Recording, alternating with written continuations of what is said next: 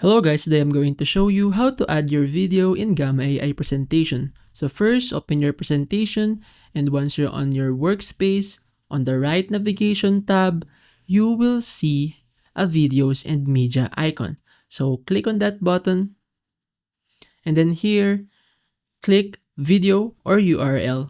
You drag that on any location you want.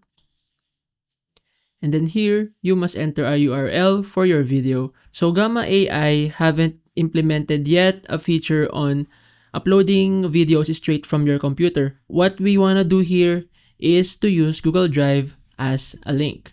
So go to your Google Drive and then upload your video here. After uploading, right click on it, share, and then click the share.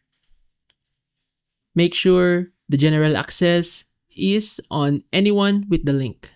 Click on it and then click copy link. Click done. Go back to your Gamma AI presentation and then paste the URL here. Exit that, and then basically you're embedding or adding your video to your Gamma AI presentation. Click play. Basically that's it.